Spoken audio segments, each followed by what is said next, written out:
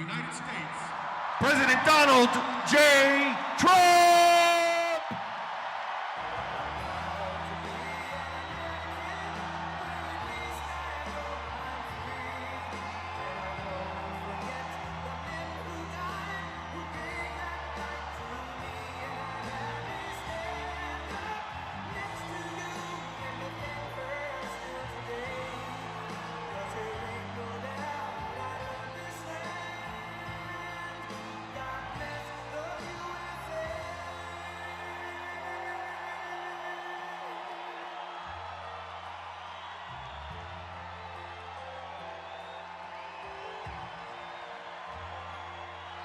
From the lakes of Minnesota to the hills of Tennessee, across the plains of Texas, from sea to shining sea, from Detroit down to Houston, and New York to LA, where there's pride in every American heart, and it's time to stand and say.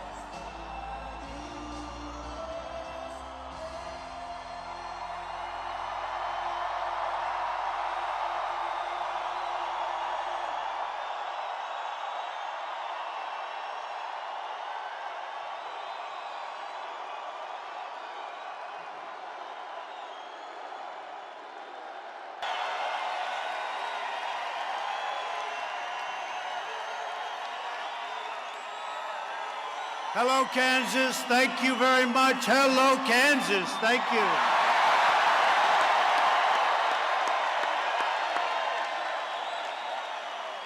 And I'm thrilled to be here with all of my friends on this truly historic night. This is a historic night.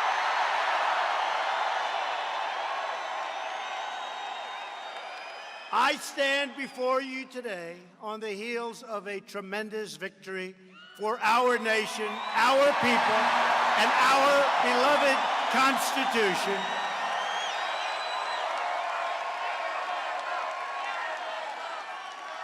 Just a few hours ago, the U.S. Senate confirmed Judge Brett Kavanaugh to the United States Supreme Court.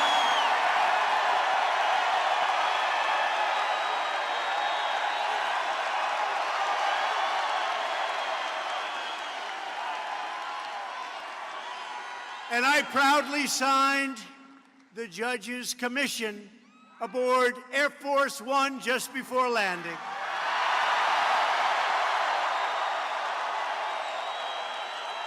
And this Monday night at 7 p.m.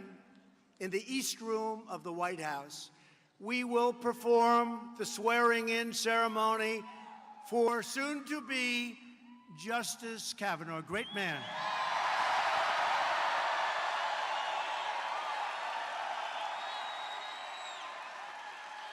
And he will sit proudly alongside Justice Neil Gorsuch, who's doing a great job to uphold your sacred rights and to defend your God-given freedom.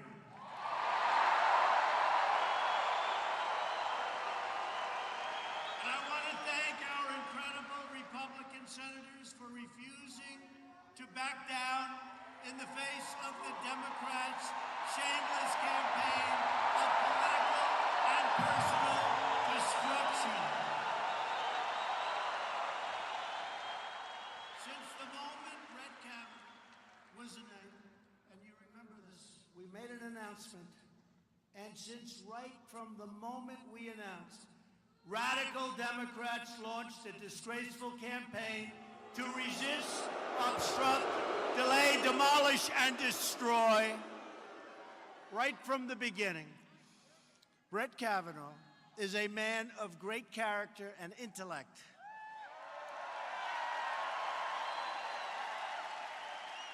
He's a totally brilliant scholar who has devoted his life to the law. He is a loving husband, a devoted father, and a faithful public servant, and he always has been. What he and his wonderful family endured at the hands of Democrats is unthinkable. It's unthinkable. In their quest for power, the radical Democrats have turned into an angry mob. You saw that today with the screaming and the shouting, not from the 200 people or less that were, you know what? Those people, they couldn't fit in the front row. Look what we have here tonight.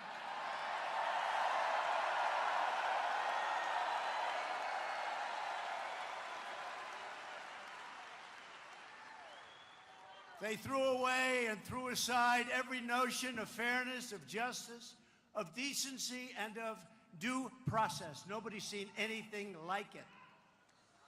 But each of you will have a chance in just 4 weeks to render your verdict on the Democrats' conduct at the ballot box. Gotta vote. Gotta vote. On November 6th, you will have the chance to stop the radical Democrats, and that's what they've become, by electing a Republican House and a Republican Senate. We will increase our majorities. We need more Republicans. We need more Republicans. Over the past few weeks, every American has now seen the profound stakes in the upcoming election. You now see it. We have been energized. We have been energized. If Democrats are willing to cause such destruction in the pursuit of power, just imagine the devastation they would cause if they ever obtained the power they so desperately want and crave.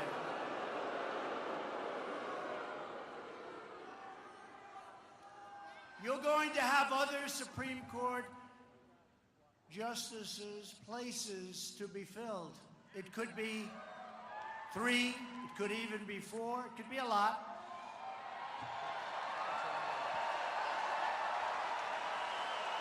And if you allow the wrong people to get into office, things could change. They could change, and they could change fast. And we're not going to let that happen. We can't let that happen. It can go very quickly. It can change very fast. We can't let that happen. You don't hand matches to an arsonist, and you don't give power to an angry left-wing mob, and that's what they've become.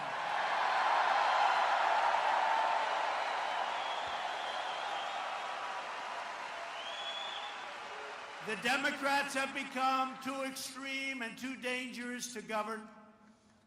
Republicans believe in the rule of law, not the rule of the mob.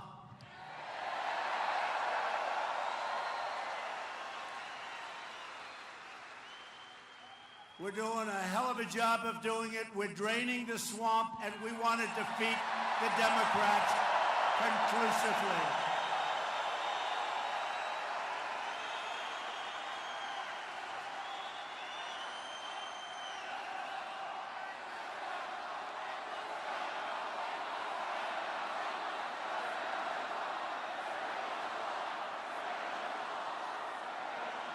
Under Republican leadership, America is booming.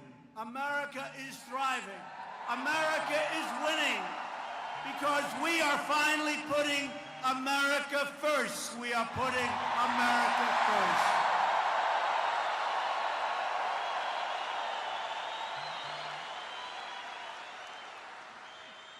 Yesterday, it was announced that unemployment has fallen to 3.7%, the lowest unemployment rate in 50 years, lowest in 50 years. We've created nearly 600,000 jobs in the last 3 months alone. Think of that, 600,000. And if I ever said that when I was campaigning, the fake news media would go and say, they are fake. Manufacturing confidence is at an all-time high. Confidence, very important, all-time high. And we have the best economy in the history of our country, the best. We're taking care of our veterans, protecting our great seniors, and rebuilding America's military might like it hasn't been built before.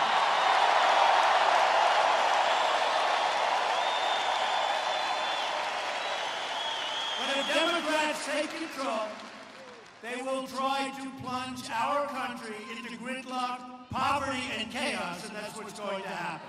It can change. The Democrats want to significantly raise your taxes. Essentially, they want to impose socialism, Venezuela. Dismantle law enforcement and eliminate our borders. They want to have nice, open borders. The Democrats have become the party of crime. They have become the party of crime. Think of it. Republicans are the party of law and order and justice.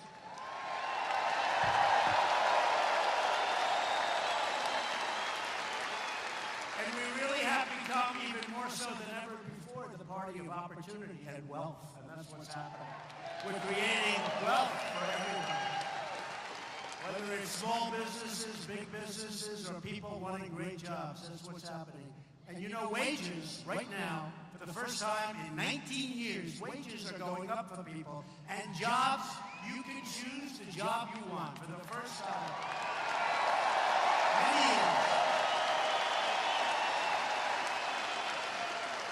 So we are thrilled to be joined by a number of your state's terrific Republican leaders. And I have to tell you that I wasn't supposed to be here because, you know, this is such a big day. This is such a big day. I was supposed to call you. They said, do you mind calling Chris Koba and Steve Watkins? Do you mind telling them that because of the fact that we are today getting this great, talented, wonderful Supreme Court judge, they said, could you call the people of Kansas and tell them we won't be able to make it tonight? I said, I don't have the courage to do it. I don't have it. I said, I don't have it.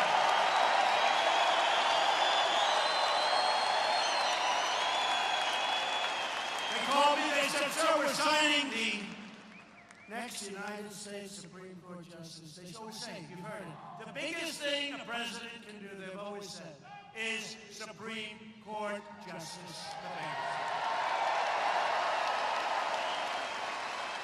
And some have had none. We've had 2 in less than 2 years, I guess. Some presidents have. But it's the biggest thing you can do. So they said, sir, do you mind canceling Kansas tonight? We're going to have. I said, no way I'm canceling Kansas. No way.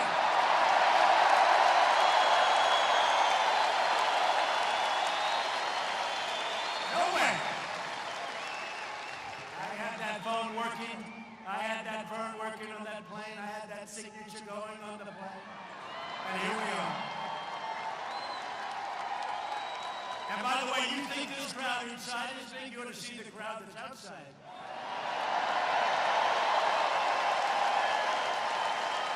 We just put up big movie screens, but I think this is better, right?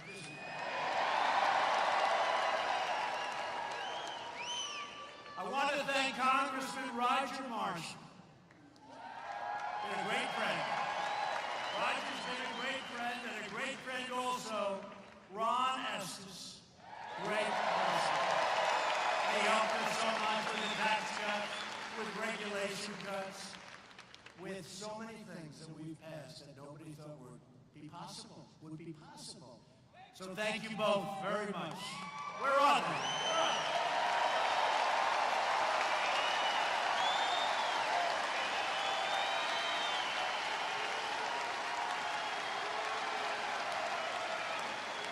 Thank you very much, folks. Thank you.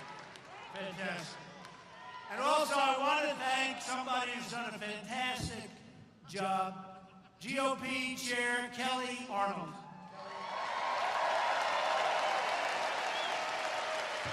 Great job. You know why a great job? Because we won this state by a lot, right? And after what I just did for you with the New Deal with Mexico and Canada, I think we should double it up. USMCA. I refuse to call it NAFTA because NAFTA was such a horrible deal. You didn't even realize what that was. So 50,000 plants and factories emptied out, millions and millions of jobs lost. So we negotiated a new deal, and I said, there's no way I'm calling it NAFTA 2. USMCA, and we opened up agriculture, we opened up dairy, we opened up a lot of things, and everybody's really happy. I don't know how they're doing in the other places, but they're really happy. So congratulations. Congratulations. And we also signed a great new deal with South Korea, and the farmers are going to be benefiting there too. And we're working, right now, they want to make a deal. I said, you're not ready to make a deal yet. We're working on a deal with China. We'll see. Look, they've been hitting us hard for a long time. We've never had a president that did anything about it. $500 billion a year. That's a big one. They take out. So right now we're doing extremely well with China. And let's see what happens. Maybe we'll do it, and if we don't, we're going to be in an even better position. You understand that? So we'll see. I also want to thank a man of incredible integrity and class, your governor, Jeff Collier. Jeff, where's Jeff?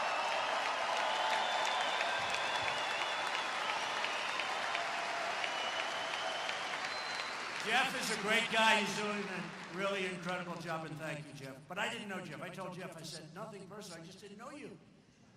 Because when I backed Chris, and you have one hell of a governor, and I think we have to talk about bringing him down to Washington or something. We talked about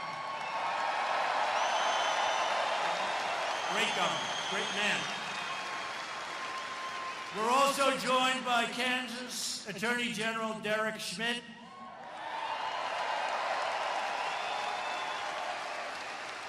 Thank you.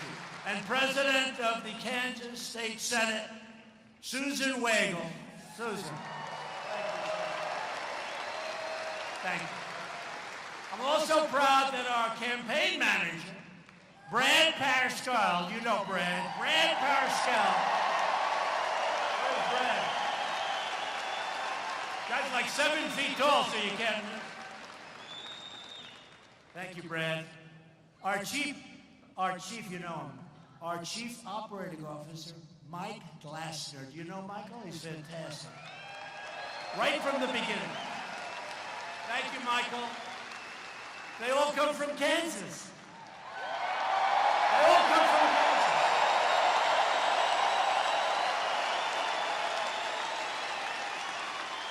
I guess that's how we win. You get from Kansas, you win. Listen.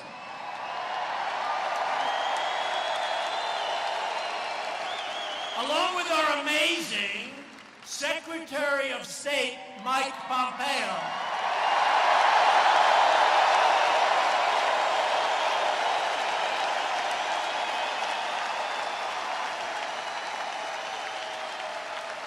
He is doing a great job. He's headed over to North Korea. This guy travels more. Yeah, got to do that to be a good one. You know, if you're home a lot, you're not doing much of a good job. We're doing a great job with North Korea. We're doing a great job with everybody. Mike Pompeo from Kansas. Great man. And also here with us tonight is your next Lieutenant Governor, Wink Hartman. Thank you, Wink. Thank you, Wink. So a man that's been with me from the beginning. He's tough, he's strong, and I hated that he ran because I would have loved to have brought him into my administration. In fact, if he loses, I'll bring him into my administration in 2 seconds. I hope he loses because I want him so badly, but don't do that. Don't do that. I was angry when he did it. I said, don't do it. Sir, I want to be the governor of Kansas. I love my people. I said, don't do it. Don't do it. I was very unhappy. I was very, very unhappy. I said, go do it. Then he went out and he's been winning and he's been doing an incredible job. But he does. He loves this state. He loves this state so much. And I want to introduce the next governor of Kansas, Chris Kobach.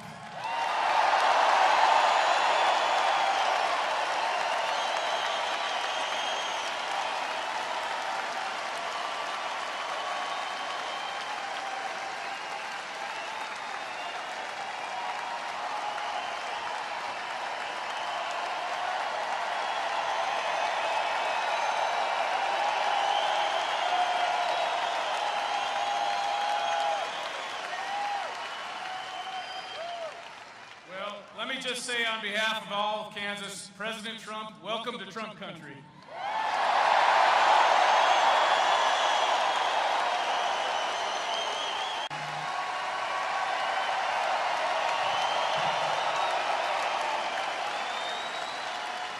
What a job he did for me, I'll tell you. What a job he did. He's going to be a great governor. He will do the job for you. He is going to be a great, great governor.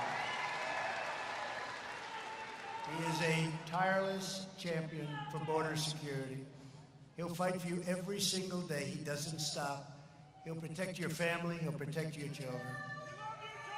Now, his far-left opponent is Laura Kelly, voted to raise your taxes, and she supports giving public benefits to the illegal aliens that pour in. And Laura Kelly earned an F. I never even heard of an F rating from the NRA, an F. I assume that means that she's not too big on the Second Amendment. Is that what that means? Everybody get out and vote for my friend Chris Kobach on Election Day, please.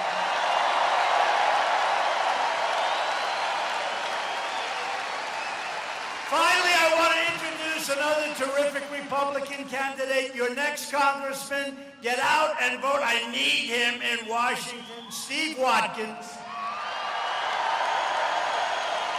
Steve is a great veteran. He's a patriot and a proud West Point graduate. That means he's very smart. Steve, come on up.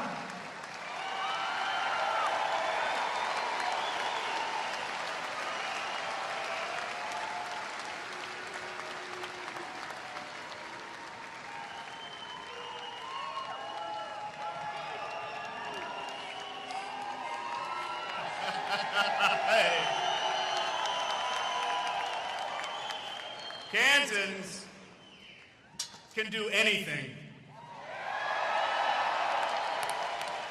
I'm proof of that. I grew up a couple miles away, and here I am standing next to the leader of the free world.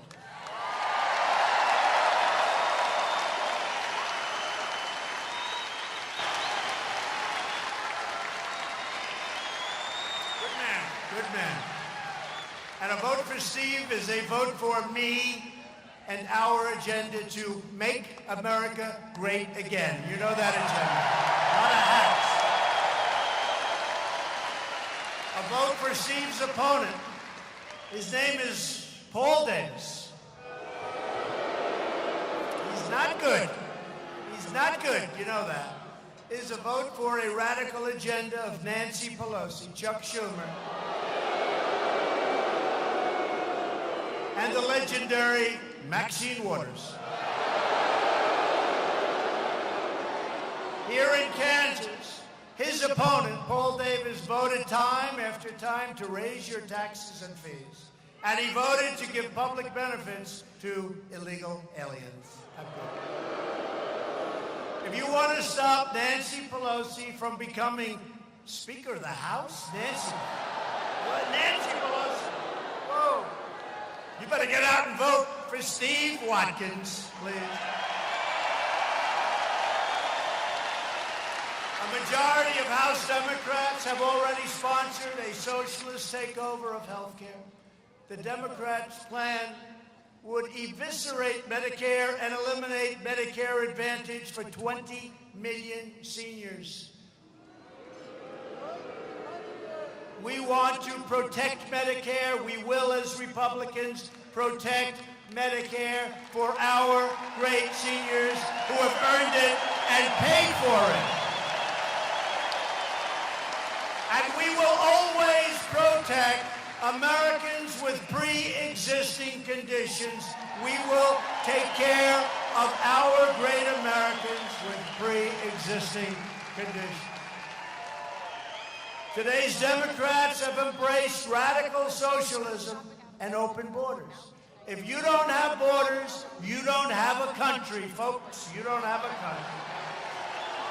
Every single Democrat in the U.S. Senate has signed up for the open borders, and it's a bill. It's called the Open Borders Bill. What's going on? And it's written by, guess who? Dianne Feinstein.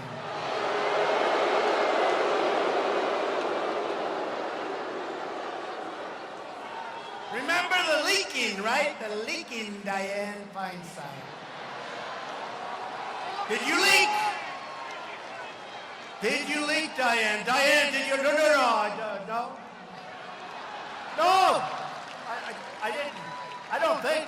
Wait, did we leak? No, he said no, we didn't leak. Oh. Was that the worst body language you've ever seen? Was that the...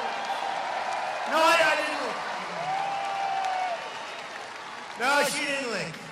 That's what you're dealing with. If the Democrats' bill ever becomes law, a tidal wave of drugs and crime would pour into our nation like never, ever before. Democrats also support deadly sanctuary cities that release violent predators and bloodthirsty killers like MS-13 into our communities.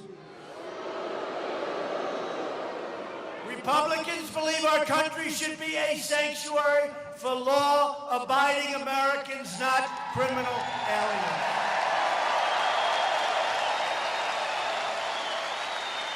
And Republicans stand proudly with the brave men and women of ICE, Border Patrol, and law enforcement.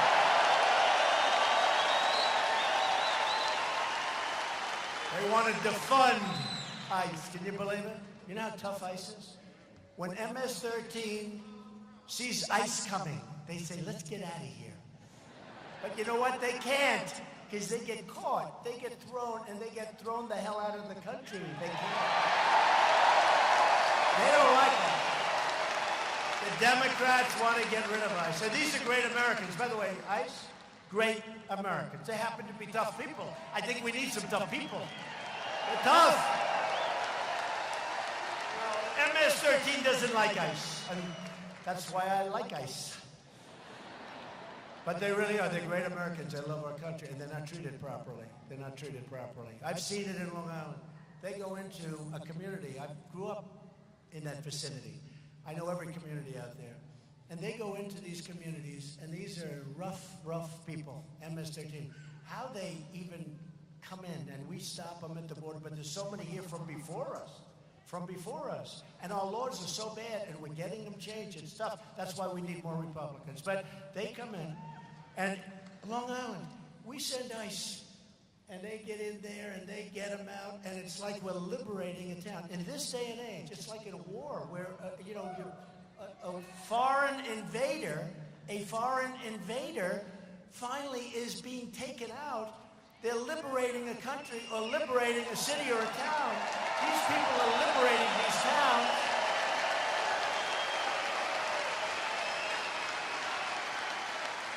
And you know the story, and you've heard it, and it's all over.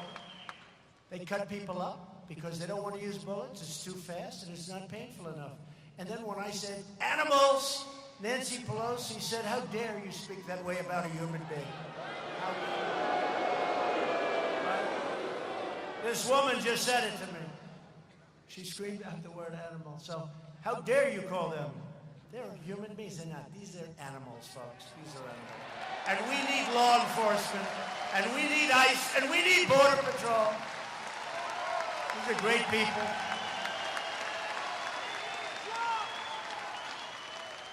And if your community has a problem, don't worry about it. Just give us a call. We'll take care of it. Democrats are also fighting to give welfare and free health care to illegal aliens, paid for by you, the American taxpayer. Thank you very much. Republicans believe that the public benefits must be protected for the truly needy Americans. Americans that need help, not illegal aliens. If you want safety, if you want a border, if you want America to remain a sovereign, great country, then you must organize, mobilize, register, and vote Republican. We need more Republican votes. This election is about safety, and it's also about prosperity. Since the election, we have created over 4.2 million new jobs and lifted almost 4 million Americans off of food stamps.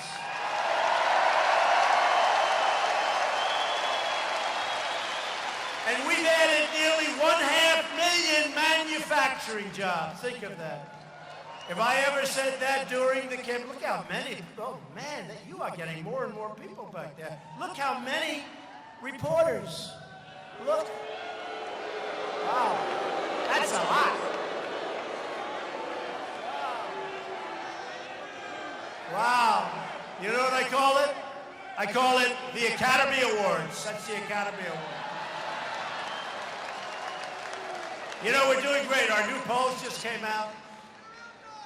I had to poll Rasmussen 51 or 52. They don't report that. They never report. But you know, and it's much higher than that because some people, I don't know if I'm happy about this, they say when they don't want to talk about it, that means they're voting for Trump. I don't know. Am I supposed to be thrilled? But we'll take it, right? We'll take it. That's what happened in 2016. A lot of people didn't want to talk about it. And the poll just puts it down, you know, okay, throw it. But now they learned their lesson. When they don't talk, they're Trump voters. All action. All action, no talk. African American unemployment has reached its lowest level in recorded history.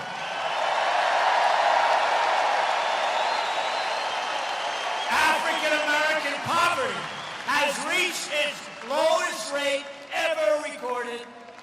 By the way,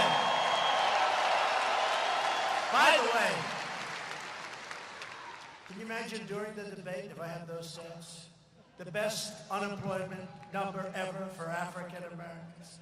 Best in terms of poverty ever in history for Africa. How do you win? How do you beat us on that? It's only habit. It's habit. Because for 100 years, African Americans have gone with Democrats, but now they're changing, and they're changing fast, and they're coming back. Thank you, Kanye West. Thank you, Jim Brown, Big Jim Brown. Thank you, Iron Mike.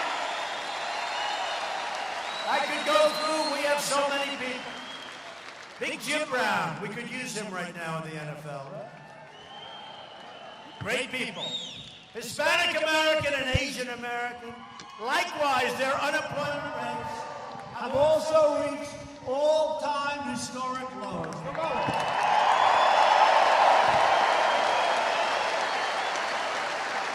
And women's unemployment just fell to 3.6%, the lowest rate in 65 years. And we are, as of right now, the world's #1 producer of crude oil and natural gas.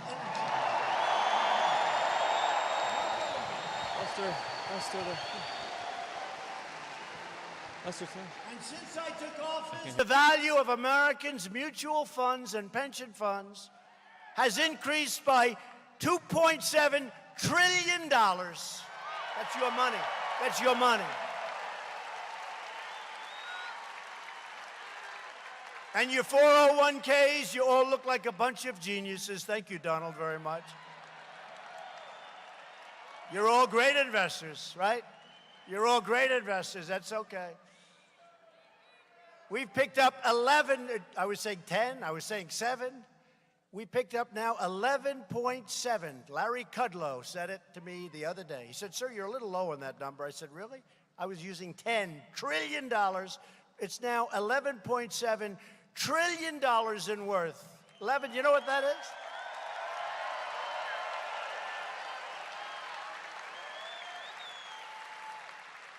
And China was catching us rapidly before I became president, and right now we are going so fast. We are the fastest developing country in the world. Can you believe that? Wow. Fastest in the world.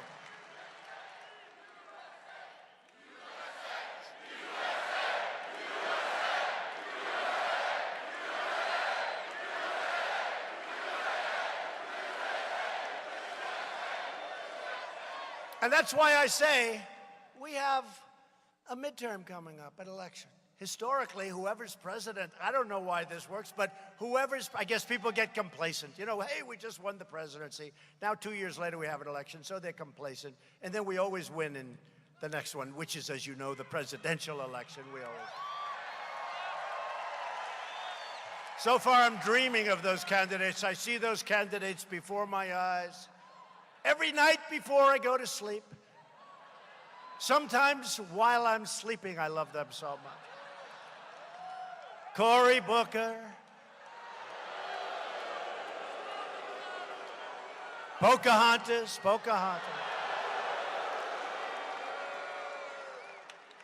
I've got more Indian blood in me than Pocahontas, and I have none. I mean, sadly. I have none, but I have more than she does. They said to her, why do you say you're of Indian heritage? Well, my mother told me I have high cheekbones. That's the answer. Do you have any documentation? No, we don't. Oh, I see, you have high cheekbones. Well, I have high cheekbones too. Hey, maybe I'm an Indian and I'm going to do very well. But think of it. This is her reason. The whole thing has been a fraud, but that's okay. You know what? I want to be careful. I'm taking out so many of these people. I'm hitting them so hard that they're disappearing. And I don't want to do that. Because I may get somebody that's actually good to run against me, and that would not be good. I'll take out all the easy ones, and maybe I'll get stuck with somebody that's actually good, but I don't see any on that side.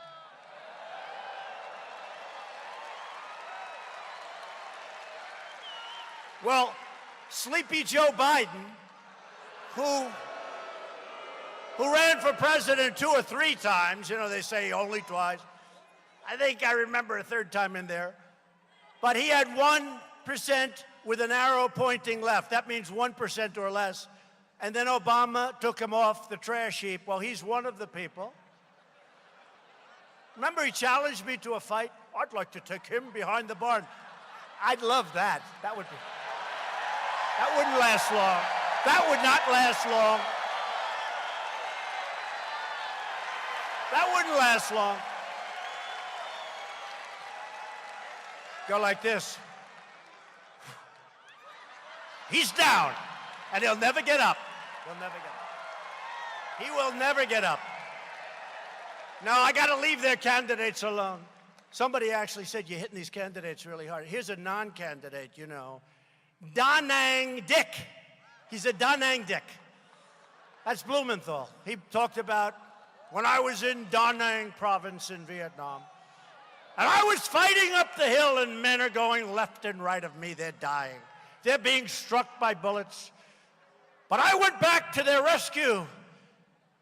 I went back and I got them. And then I made a second attempt. And bullets are going left and right and over my shoulders and they're hitting my men. And I used to think, wow, this guy's a pretty brave guy. And then I found out he's a fraud. He never was in Vietnam.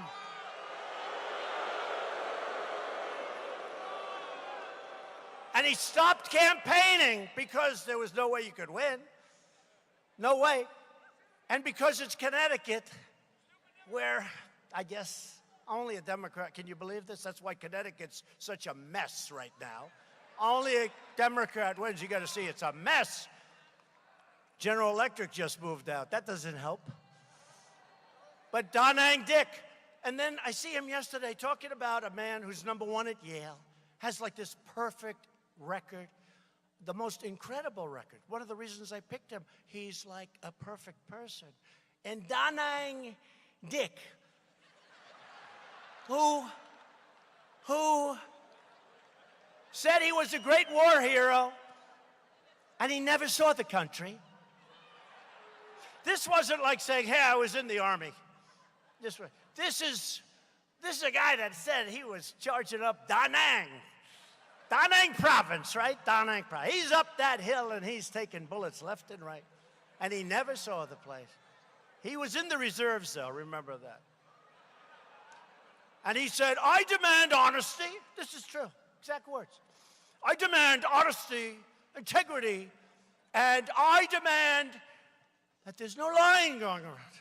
And I'm saying, hey, wait a minute, that's the guy that lied about in the history of our country, if you look at it, he lied. And this is one of the people. How bad? And then you have the Feinstein, and you have all the others, and you look at what's going. You don't want those people in office, folks. You've got to have great Republicans. And compare that with what you've seen with John Cornyn, who asked that great question to Diane and got her a little off base, like, you know, John Cornyn of Texas, and Lindsey Graham, who did such a great job. Right? How good was Lindsey? How good was Lindsey? And you know what? He was speaking from the heart. He was speaking. And by the way, took a week, but that extra week was a great thing because it showed no corroboration, no nothing. No, by the way, no nothing. How good was Senator Susan Collins yesterday? Really, really great.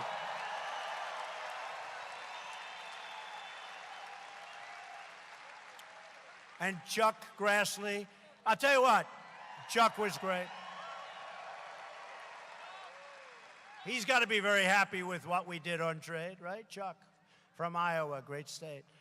And Mitch McConnell, how good? How good? He was tough and smart. He was great. He worked hard. And we got ourselves the finest legal mind, one of the finest human beings. And again, what his family took, the horror that they had to endure by these people like Blumenthal and Cory Booker, who was a disaster as the mayor of Newark, New Jersey.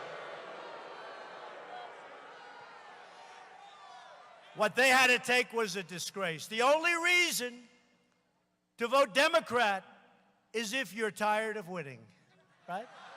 Tired of winning. We want to win, win, win. We never get tired of winning. After years of rebuilding other nations, we are finally rebuilding our nation. You see what's happening.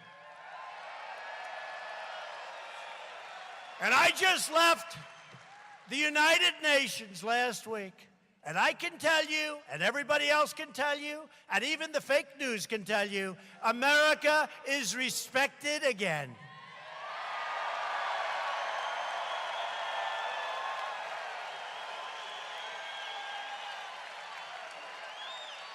To create more jobs and rising wages, Republicans passed the biggest package of tax cuts and reforms in American history by far. We also passed Veterans' Choice, 44 years, giving our veterans the right to see a private doctor. And we pay for it. So they don't have to wait online for 25 days, 38 days, 14 days, 6 days. They go out and they see a private doctor. They get themselves a good doctor. We pay the bill. It's frankly so simple, but it took 44 years to get it done. We got it done. I'm good at getting things done.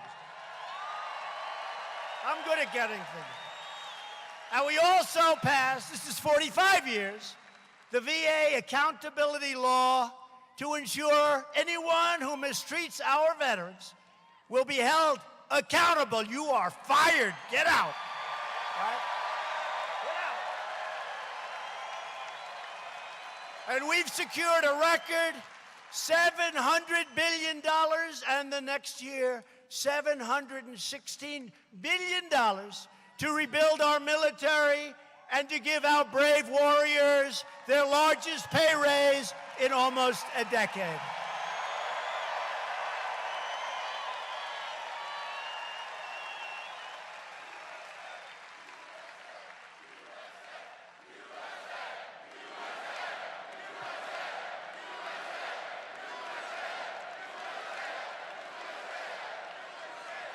And in my direction, the Pentagon is now working to create the sixth branch of the American Armed Forces, the Space Force. They're very serious stuff. And that's happening quickly. It's very serious. That's where it's at. You know, you have to know where it's at. Doesn't sound right, but it's right. That's where it's at. Both defense and offense, that's where it's at. I withdrew the United States from the horrible, one-sided Iran nuclear deal.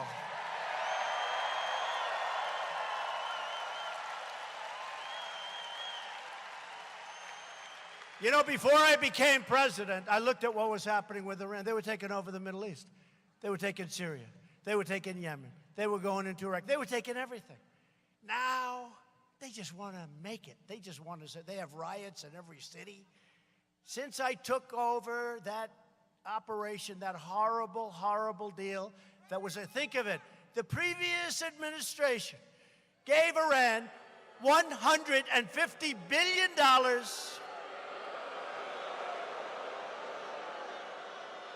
And even crazier, they gave them $1.8 billion in cash. Cash.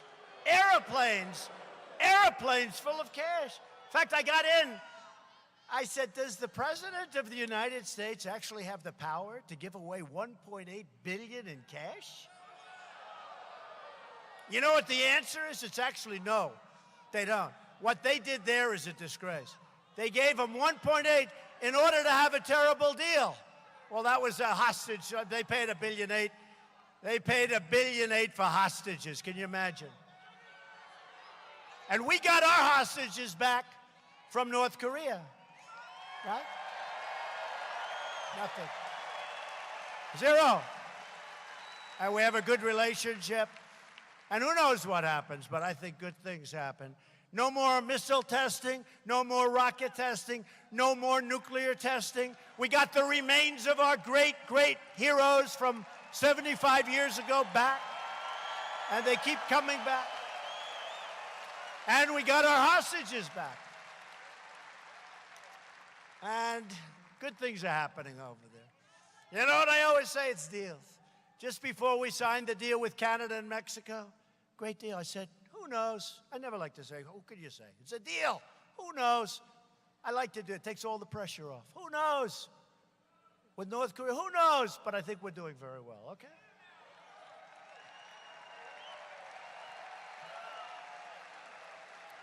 The fake news says, why aren't you going faster?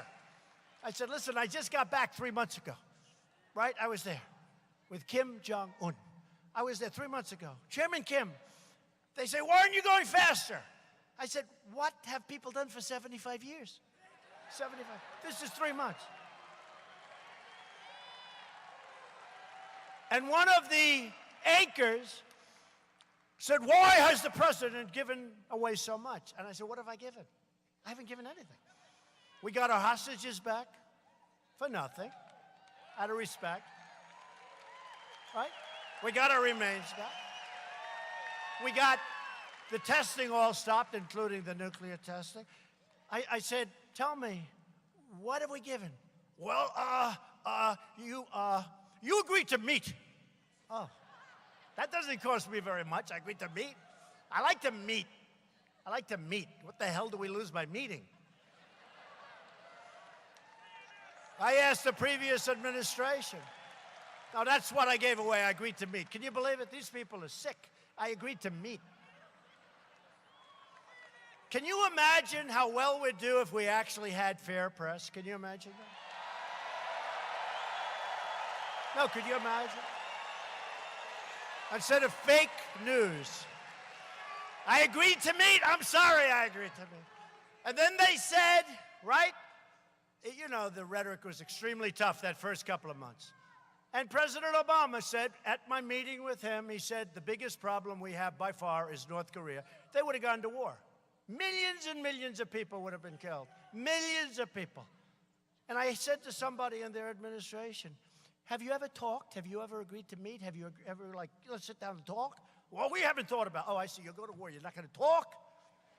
We'll beat anybody. What we have now coming in, I'm telling you, it's the greatest power we've ever had, the greatest power in the world. You know why I have that? Because I don't want to use it. And when you have it, nobody's going to mess with us, okay? Nobody. I don't want to use it. Greatest power in the world. 716 billion, greatest power in the world. But we're doing great.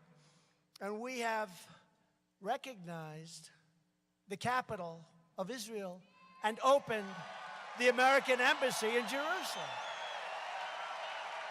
Right? That's the other story I tell. That's the other story we tell. That's a big one.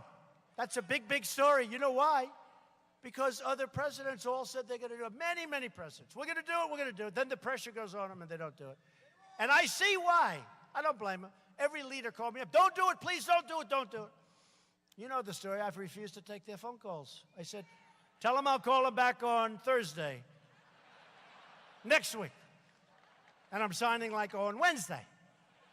Tell them I'm calling them back on Thursday. I look forward to speaking to them. Then I sign the deal, announce the deal. Then I call them back. Yeah, hi, how you doing? What's up? Well, we wanted to talk to you about Israel, but it's a little late. And the embassy, which was going to cost over $1 billion, we built it for about $400,000, right? You know that, right? And the billion would have taken probably 20 years before you ever got to build it. And we took a piece of land that we owned, already owned, and it had a building on it. Okay, building. We fixed the building up a little bit. We took the big space in the corner. We used even Jerusalem stone, which is a very expensive era build. Jerusalem stone is beautiful. How nice is that? And you know, Jerusalem stone in Jerusalem sounds about right. And we got it for the right price. And we built it for less than $500,000. Think of it. And we opened it. It's open now. We have our embassy. So we saved $1 billion in 20 years. And we have our embassy. We could do that with hundreds of things. For years you watched as your leaders apologized for America. And now you have a president who is standing up for America.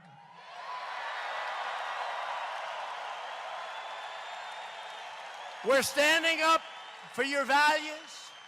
We're standing up for Kansas, and we're standing proudly. We are standing proudly for our great national anthem, right?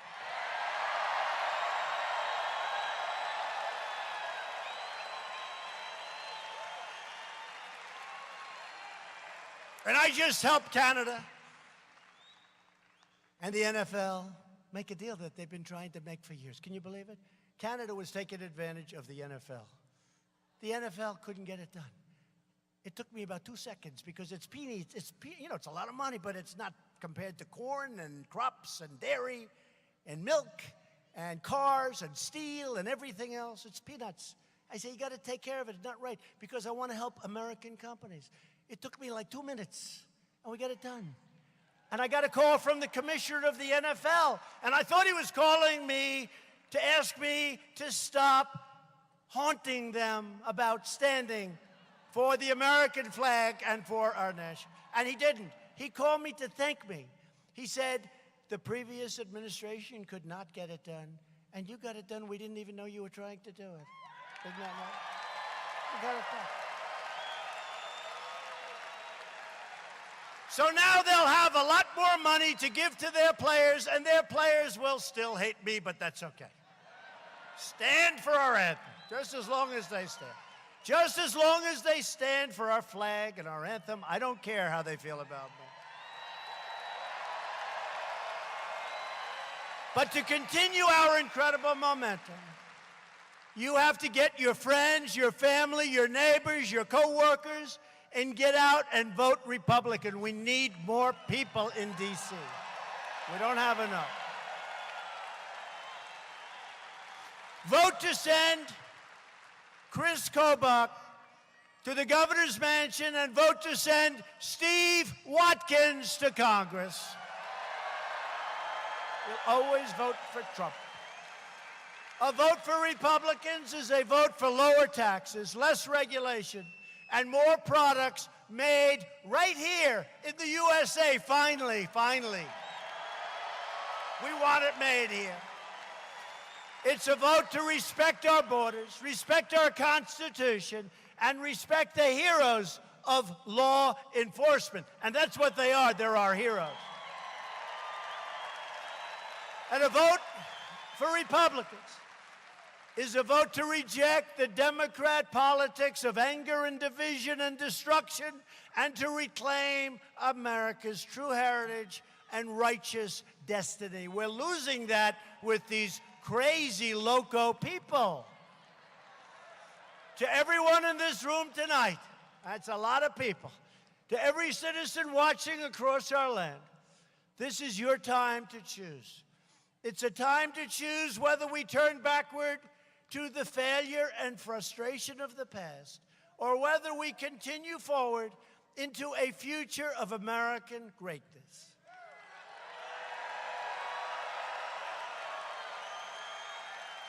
It's not up to the media. It's not up to the pundits. It's up to you to decide your fate. And remember this, what happened in 2016 and what's happening even more so now, I believe, because I produced, and people see I produced. One of them said he made a lot of promises, and he actually produced more than he made promises. I mean, think about it. I did.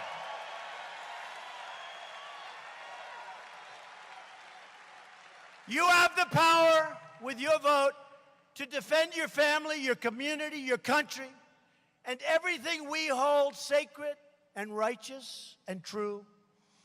Loyal citizens like you help build this country, and together we are taking back our country, returning power to everyday great American patriots.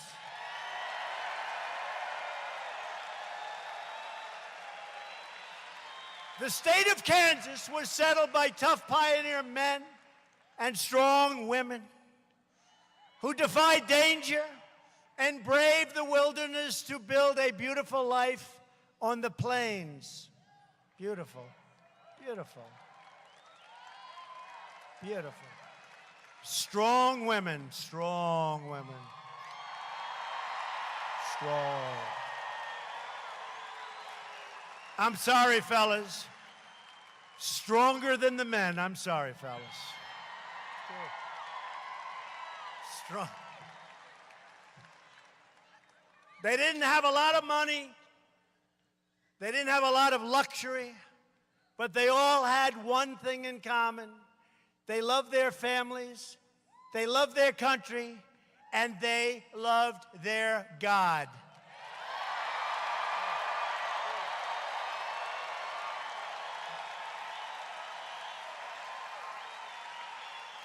These courageous patriots did not shed their blood, sweat, and tears so that we could sit at home while others tried to erase their legacy and destroy our proud and great American heritage. For the sake of our freedom and for the sake of our children, we are going to work, we are going to fight, and we are going to win, win, win.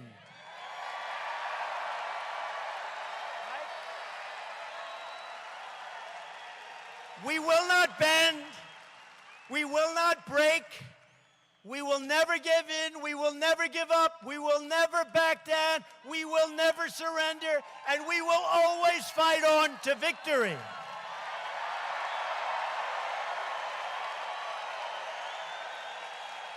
Because we are American and our hearts bleed red, white, and blue. We are one people, one family, and one glorious nation under God. And together, we will make America wealthy again. We will make America... I thank you.